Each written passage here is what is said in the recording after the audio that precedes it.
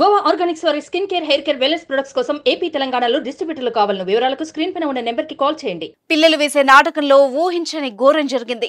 నాటకంలో నటించమంటే జీవించేసిన ఓ బాలుడు మరో బాలుడి ప్రాణం తీశాడు. పాత్రలో నిమగ్నమై అతడు చేసిన చర్య తీవ్ర విషాదాన్ని మిగిల్చింది.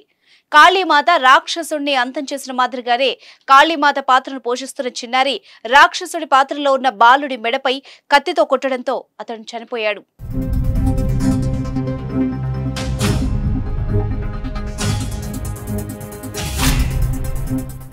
యూపీలోని బిల్హౌర్ ప్రాంతంలోని జంబియాన్పూర్ గ్రామంలో సుభాష్ సైని అనే వ్యక్తి ఇంట్లో భగవత్ కథ నిర్వహించారు.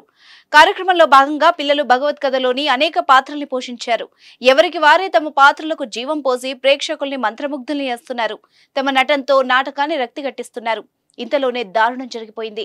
పాత్రలో లీనమైపోయాడో లేదో, ప్రమాదవశాత్తు జరిగిందో తెలియదు కానీ కాళీమాత పాత్రను పోషిస్తున్న 14 ఏళ్ల బాలుడు రాక్షసుడిగా ఆడుతున్న 11 ఏళ్ల బాలుడి మెడపై కత్తితో బలంగా కొట్టాడు. ఈ ఘటనలో తీవ్రంగా గాయపడ్డ చిన్నాన్ని హాస్పిటల్ కి తరలించగా అప్పటికే చనిపోయినట్టు వైద్యులు తెలిపారు. కాళీమాత వేషంలో ఉన్న బాలుడికి ఇవ్వాల్సిన త్రిశూలం దొరకపోవడంతో పదునైన కత్తి ఇచ్చారు.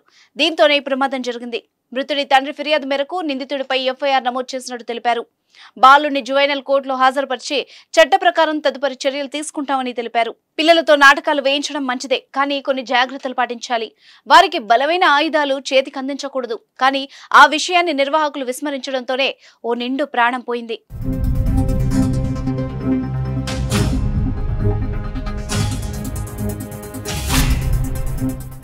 సుమన్ టీవీలో మీ పర్సనల్ అండ్ బిజినెస్ ప్రమోషన్స్ కోసం కింది నెంబర్కి కాంటాక్ట్ చేయండి.